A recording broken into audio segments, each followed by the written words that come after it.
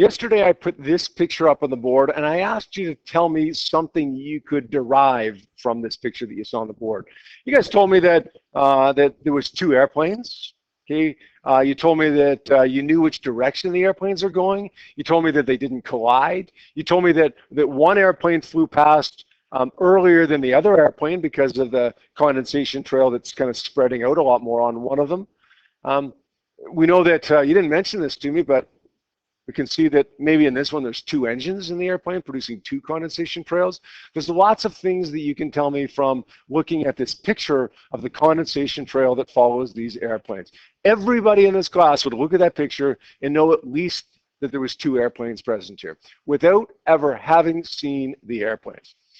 Well, we went on yesterday, and we'll continue talking about this today, to talk about what I call subatomic particles. It's not really a name for these particles that we're going to talk about today, but I want you to understand that we're not talking about protons, neutrons, and electrons so much. We're talking about things that are smaller than protons and neutrons, things that make up protons and neutrons. Up until yesterday, you thought protons, neutrons, and electrons were the smallest possible particles. Well, yesterday I told you that throughout 13 years of schooling, we lied to you, and really electrons are the smallest possible thing, but protons and neutrons can both be broken down into smaller things. How can we see what these smaller things that make up protons and neutrons are? How can we determine what these sub, as I call them, subatomic particles are? Well, the way that we do this, first of all, is to create some way of breaking these particles apart, these subatomic particles like protons or neutrons or whatever, apart. We do that by colliding them. But when we collide them, we have to make sure that we have these particles going at incredibly high speeds, at really, really high energies to overcome the nuclear forces keeping things together. Right? If the analogy that we used yesterday was two cars in a parking lot. If they're moving at 7 kilometers per hour and they hit each other, they may dent each other, but they're not going to break apart, and you're not going to see what's inside the car by colliding a car at 7 kilometers per hour with another car at 7 kilometers per hour. Rather, you got to collide them at 130 kilometers per hour head on. That's when pieces of the car fly everywhere, and that's when you see what makes up the car, the bolts that make up the car, the pieces of plastic and glass and whatever's, fenders and whatever else that makes up the car. If you want to break it apart to see what's inside it, you have to overcome these strong forces that hold it together. Whether you're talking about colliding cars or whether you're talking about colliding protons, okay? You have to overcome these strong forces. But once we do that and pieces fly everywhere, how do we see these pieces?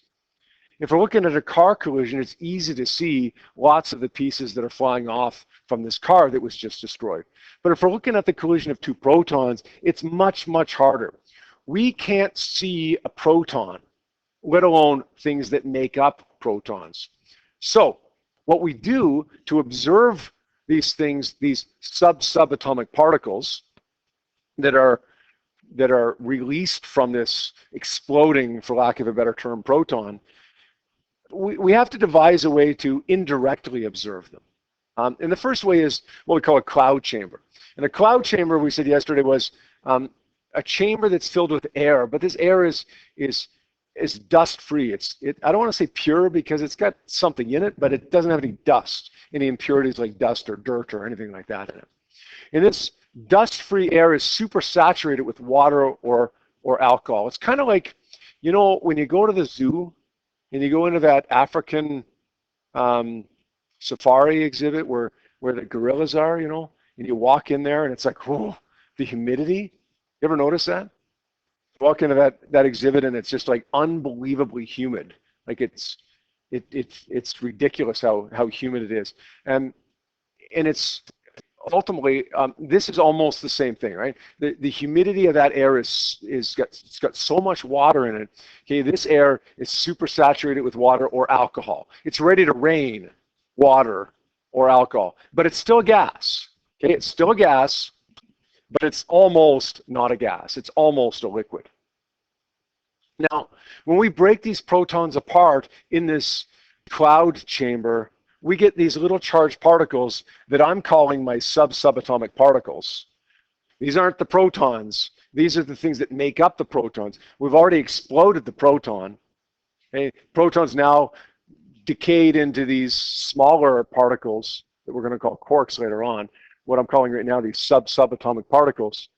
They ionize molecules in this dust-free air, supersaturated chamber. Now, these ionized molecules will cause this vapor, or in other words, cause this gas to condense into a liquid. That's a cloud. Right? We've just condensed a gas. We've made a cloud. Okay? Clouds are liquid water. It's condensation that's taking place. The condensation that trails the airplane is clouds. It's water that's condensed, or water vapor that's condensed into liquid water.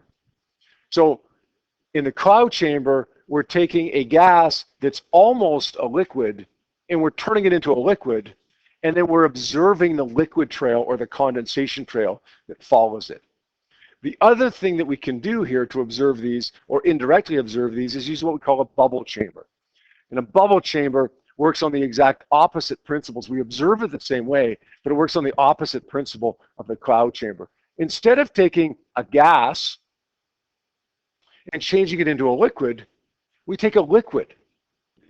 It's barely a liquid, just like this gas was barely a gas. It's a liquefied gas.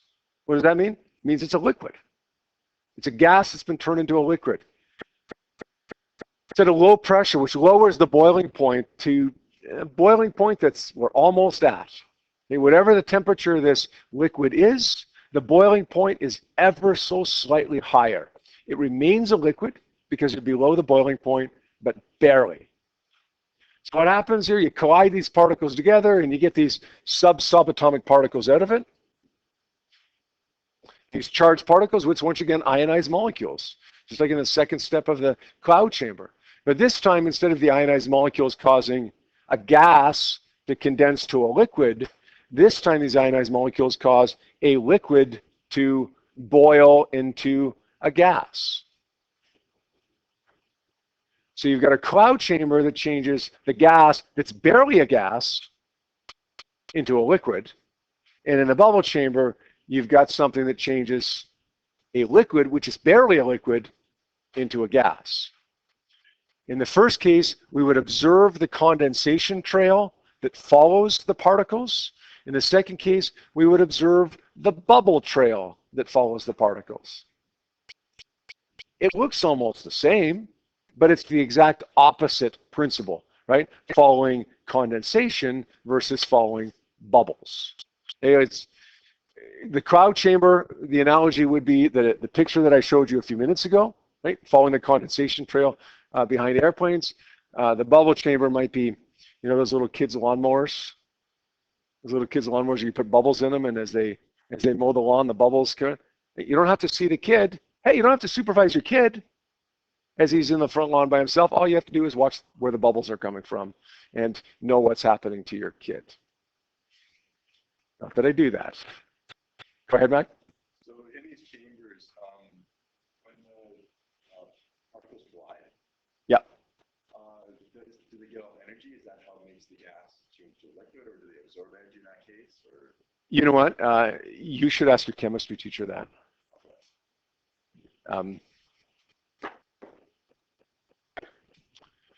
We might get something like this from a cloud chamber, or a bubble chamber for that matter. This is a cloud chamber picture, but the bubble chamber would look virtually identical to it. These are trails that are following these subatomic particles that were produced when we collided particles together. Now, they're going everywhere, right? This isn't something that happens when we have just some cork going randomly in some direction. Look, they're spiraling around, going in circles, whatever. What do we do here? What do we do to get a pattern that looks like this? Well, we may introduce a magnetic field.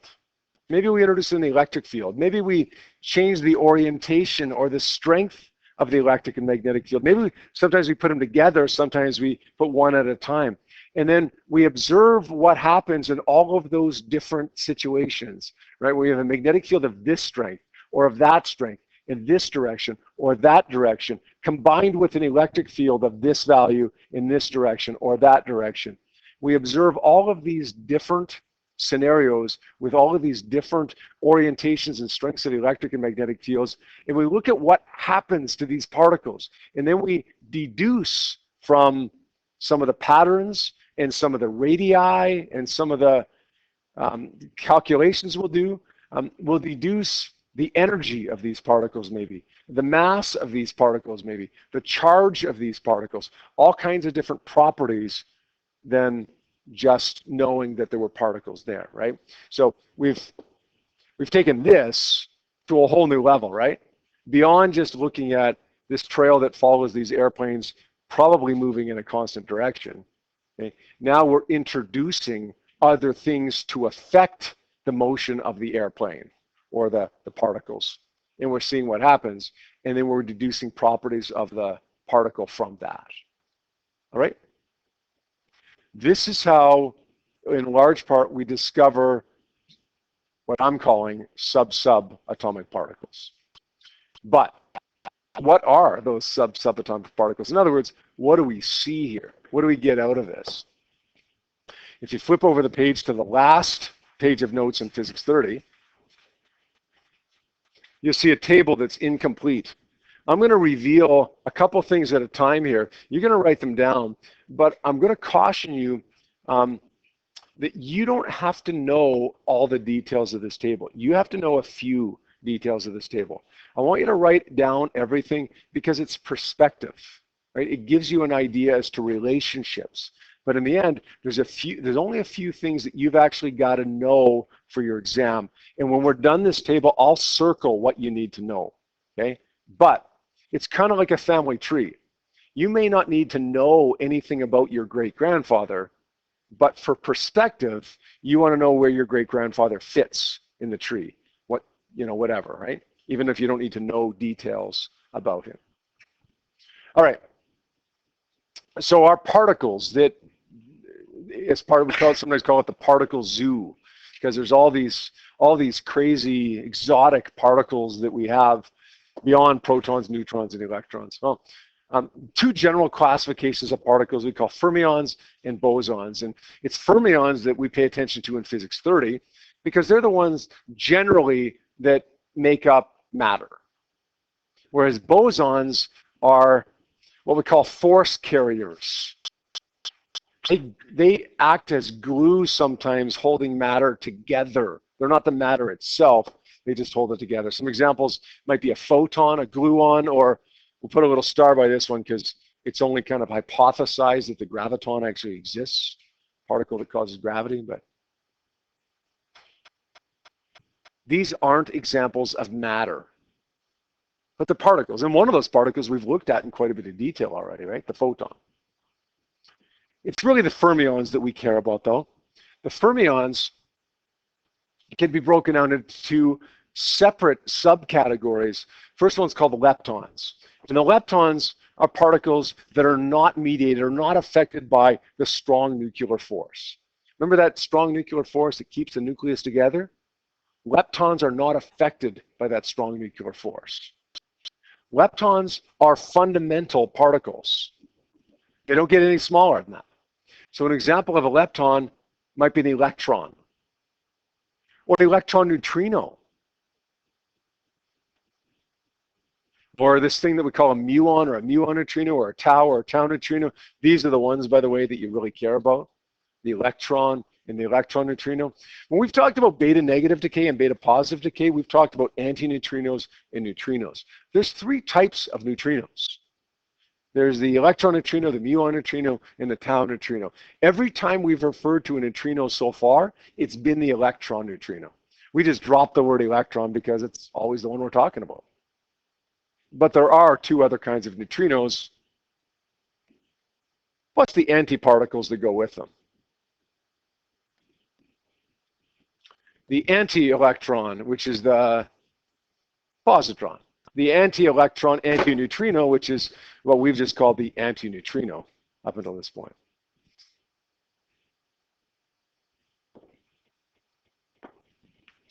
Well, then we get these hadrons. You guys ever heard of the Large Hadron Collider?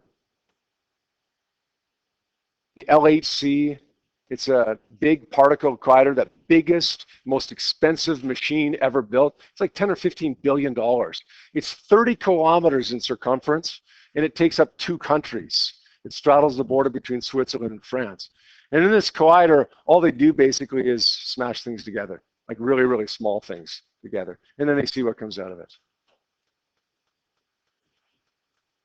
These hadrons are made up of quarks, these what I'm calling these subatomic particles, these quarks, and then corresponding antiquarks that go with it. Now, 2 categories of hadrons. We've got our baryons and our mesons. Are we ever going to see a question that mentions a meson or a baryon? Probably not. But if we do, they'll tell us what it is. Okay, again, I'm giving you those names for perspective. What do you got to worry about? You got to worry about electrons in the electron neutrinos. You got to worry about protons and neutrons.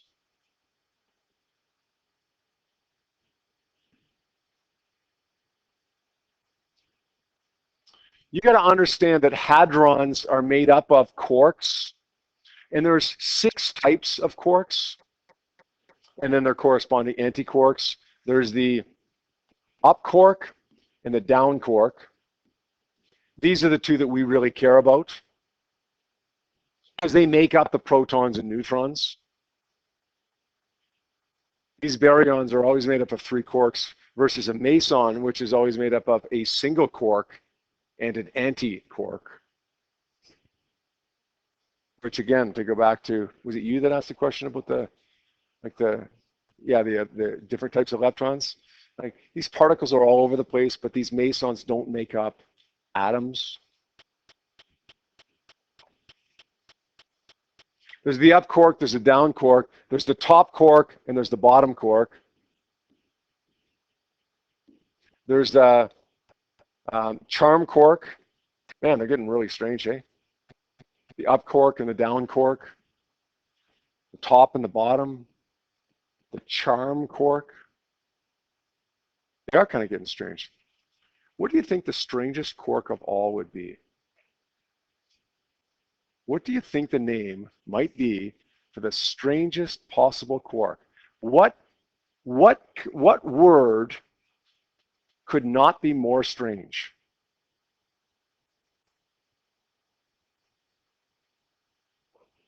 No, it's not the quark. It's the strange quark.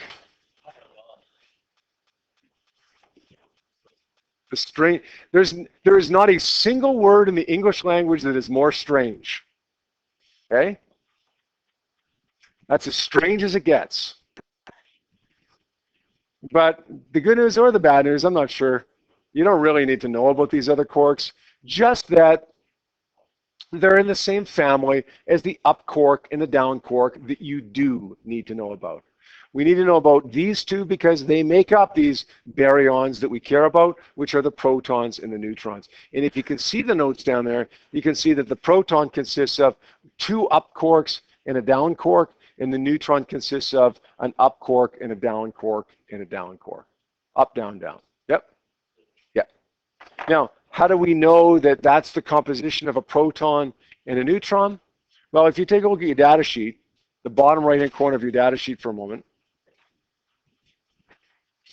you're going to see a heading that says first generation fermions. And some of the stuff that you've seen on that data table under that category before, you've looked at it and you've understood it, and you just didn't pay any attention to the heading. Well, look, now you know what a fermion is, right? It's a lepton or a hadron.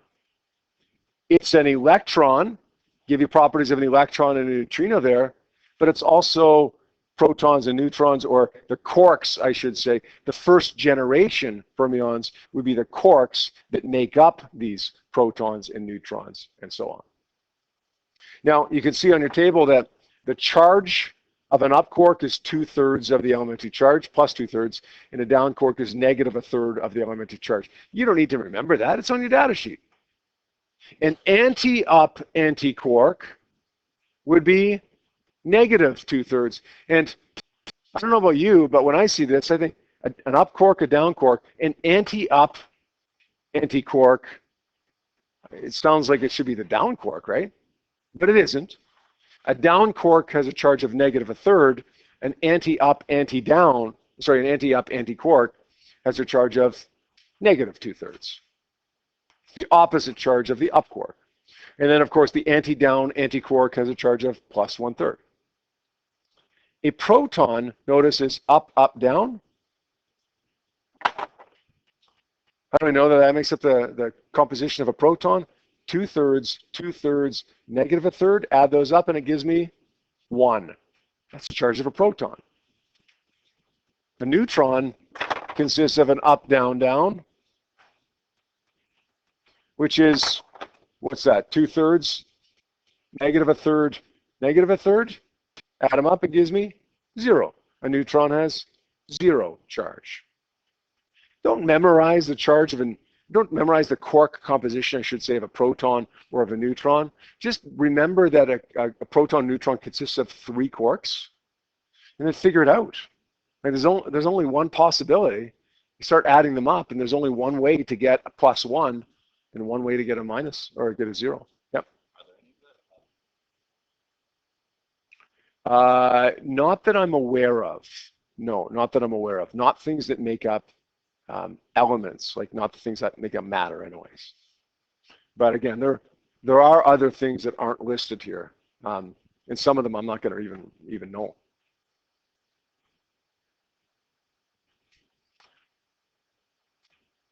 All right, I want to real quickly flip to this page, which you can just pencil in on the bottom of the table that you've already filled out there. All this does is kind of explains for us beta decay in terms of quarks. In other words, provides us with a little bit more detail of beta decay than we've learned before. We said, when we learned about beta decay early in this unit, we said that beta negative decay occurs when you have too many neutrons and it changes into a proton and an electron. Let's look at the quark composition of things here. Up, up, up, down, down gives me 2/3, negative 1/3, negative 1/3. That's 0, a charge of 0, which is a neutron.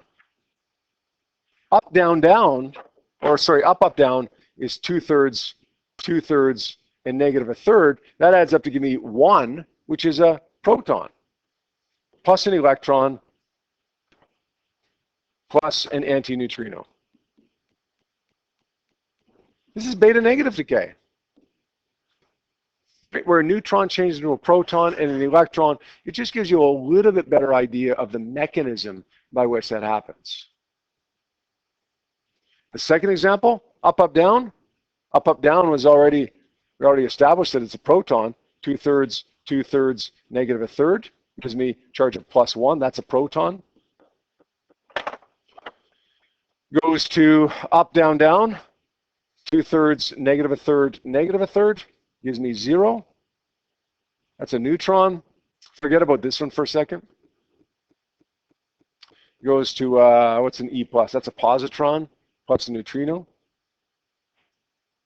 So we've got a proton going to a neutron and a positron. That's beta plus decay. Again, we knew that already, but now we have a little bit better idea as to the mechanism by which that happens. This whole thing that I scribbled out, if you want to keep that scribbled out, that's fine.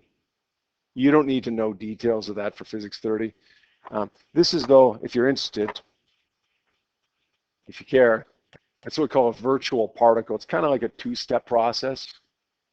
And we simplify it by saying a proton decays into a neutron and a positron and a neutrino. But really the way it happens is that a proton decays into a neutron and a virtual particle, and a virtual particle, as we call it, decays into a positron and a neutrino, kind of as a secondary thing. Doesn't really matter whether you know that it's a two-stepper or a one-step process, though.